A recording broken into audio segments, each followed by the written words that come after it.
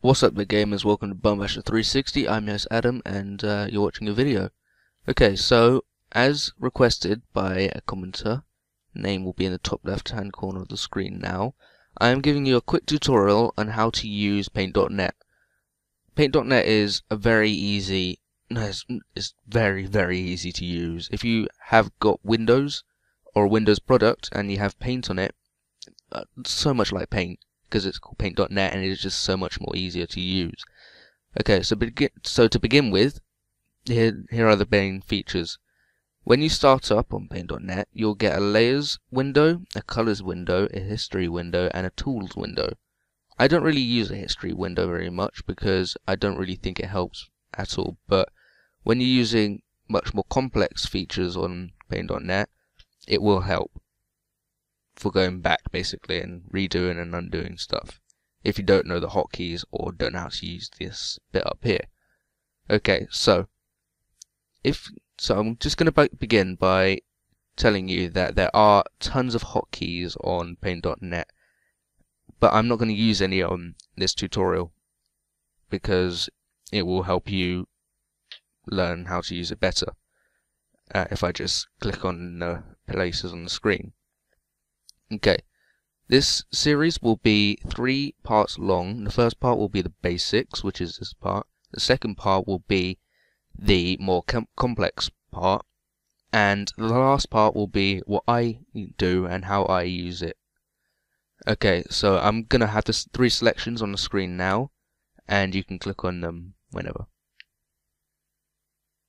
Okay, clicking time is over. We'll begin by showing you the tools. If you press Control and the scroll button and scroll on your mouse, you can zoom in. I have currently got the display pixel grid when zoomed in clicked, which is fairly self-explanatory, and the ruler clicked. The ruler is that thing basically, it helps sometimes. So this is the pencil tool, which is displayed here, which has a shortcut P. For the pencil tool, you will go pixel by pixel by pixel, like so.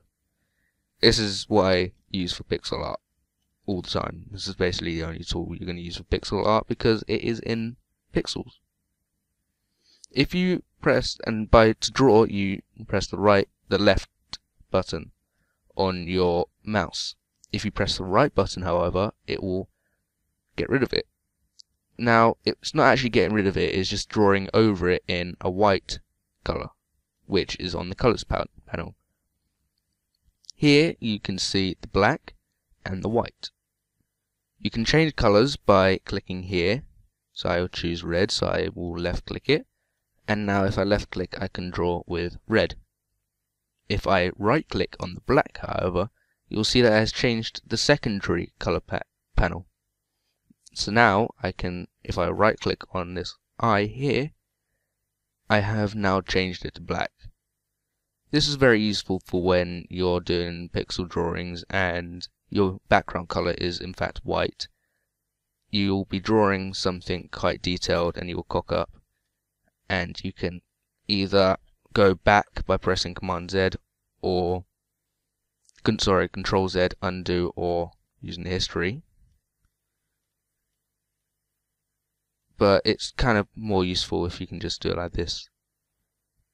Okay, now I'm going to move on to the next feature, which is the brush tool with the shortcut key B.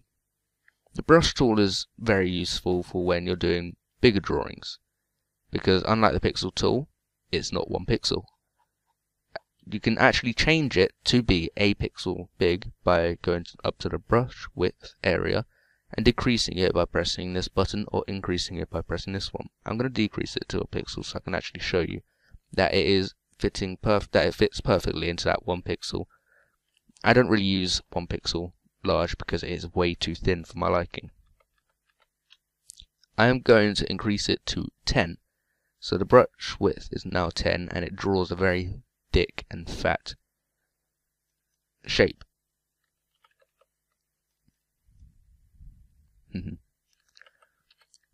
So, what next? Here is the rectangular select icon in the tools menu with a shortcut of S. I use this a lot, and it has multiple features. I'm now gonna close that history because it is annoying. So what you can do is you can select a certain part, and on that certain part you can draw on it, but you can't draw out of it. So if you want to fill in a certain section, I'll move on to that when I get to it. But you can also delete a whole section. I'm going to delete the whole thing and then fill it all in white. Okay, so the next section is the lasso select, the short key S. Now, the rectangular select, the lasso select, the ellipse select, and the magic wand select key all have the same shortcut. That is because if you press S, if you press Control and S, it saves. That was a fail. If you just press S, sorry, I don't know why it wasn't working before, it intervenes between all of them. This is again useful for when you want to do stuff, but anyway, I'm going to stick with the lasso key. If you have a very detailed picture up here with a face around it, face a little big, there we go, that's awful. Okay, there we go, it's a bit better, not really, but oh well. You can either go around the whole thing like that, but this is mainly for when you're wanting to splice two pictures together, but you don't really want to do that. What you want to do is to go around in a lasso. So you choose less white, you try and get less white on it. I rarely ever use a lasso because you can do really stupid stuff with it, but that's the basic idea. You can lasso around your image and then move it around.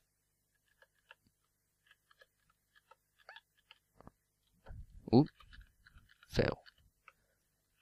Okay, so now we are on the now we're on the ellipse select key.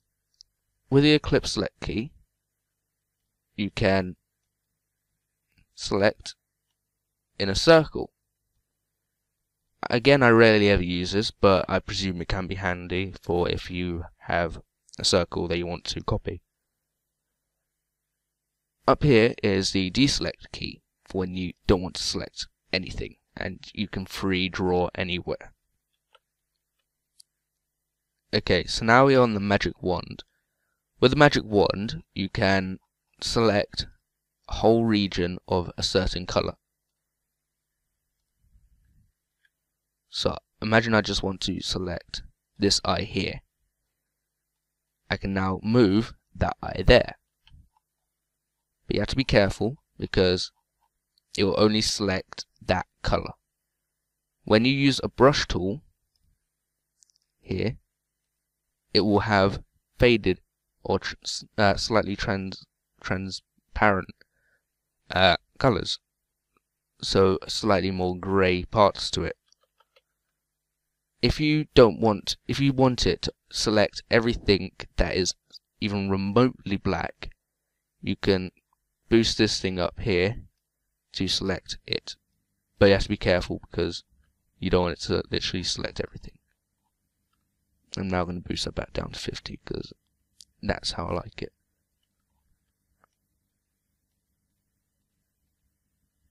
Oh crap. Okay. Now we're going on to the filler tool, or the paint bucket, with the shortcut F. This is self-explanatory. You fill in a whole section or the whole region that you have highlighted, like so. I've already gone through the brush and the pencil tool. The stamp tool, no, the stamp or clone tool, I don't actually know how to use, so I avoid that at all costs. I'm sorry.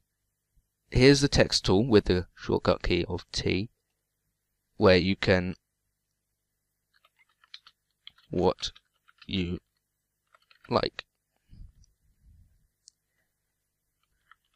Hello.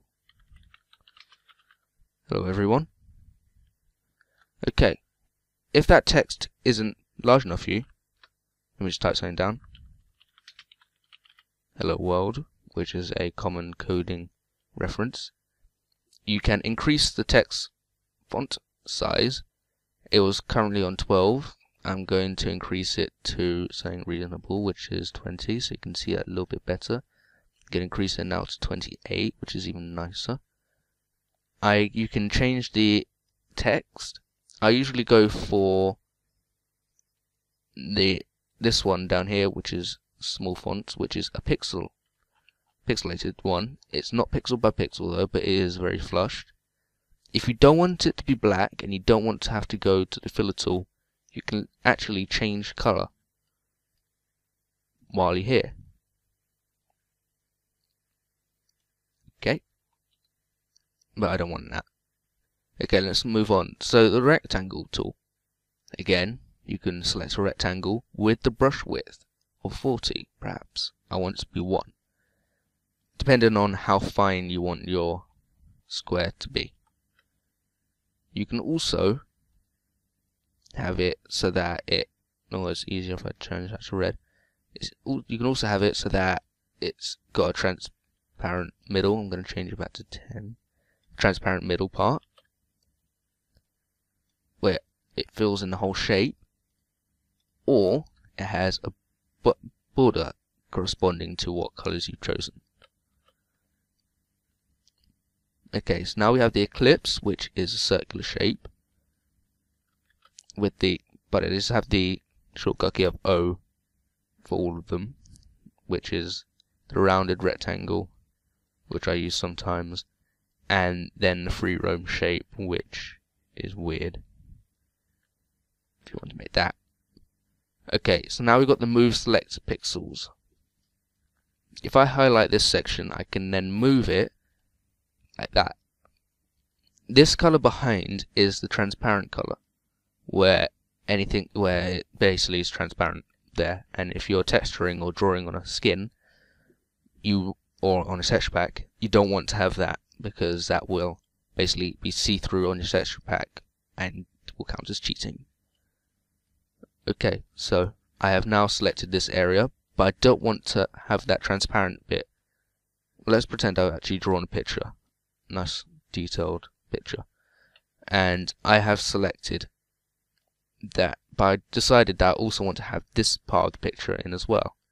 If I go to the move selector, I can then go and select this part, but if I want to include it, I can actually go to the corner and then select them both. There will probably be other tools that are more appropriate, like the ellipse select or the lasso select, but not the magic wand, because like I said before, this part here will not be selected. Here is the zoom tool, which has the shortcut key of Z. See this little pixel here? You see what I did there? By holding and dragging the left key on my mouse, I have made a select region, and it has zoomed into that select region. If I right click, it will zoom out gradually. Here is the pan sections. If I zoom in and use a pan hotkey, which has the shortcut key of H, I can move along, which can be useful, but I rarely ever use because I use the shortcuts on the keyboard.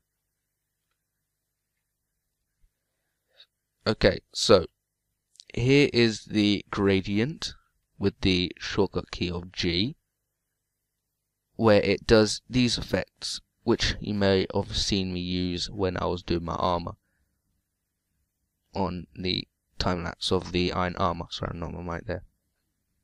If you wanted to have a fade effect, so let's just say white to very light blue, and you want only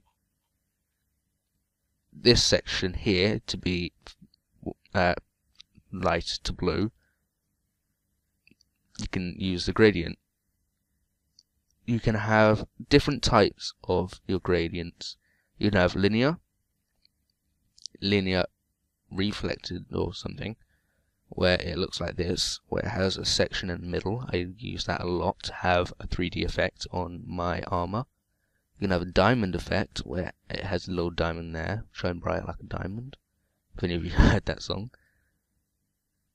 You have this one, which has, instead of a diamond shape, is more of a circular shape. And then this one, which is weird, and I don't really understand how it works, but yeah, you can just see with your eyes. Okay. The eraser tool. Now with the eraser tool, again it uses the brush width. I'm going to increase it to 50. It will erase it to transparency. So if you want to get rid of everything, it will take a long time, but it will be transparent. Here is the color picker tool. With the color picker tool, you can, if you have a detailed picture but with thousands and thousands of colors on it, you can pick using the color picker tool. So that grey there is what I want, and then I go to the brush, and you can see it's updated there. If I go to the brush tool, I have now got that color grey. Fairly cool. The recolor, I don't really know how to use very well, but as you see here, it just recolors everything that is that color you've selected. If I go to black, I believe it won't work. But if I don't know how it works. Don't judge me. I don't know everything. I really don't know everything. God, this is embarrassing. Okay, well, whatever. I don't know how it works, but apparently it's working now. That's weird. I don't know how to use a recolor tool. Here is the line/curve. So I draw a straight line, and then it gives me sections where I can now curve this said line to my pleasing.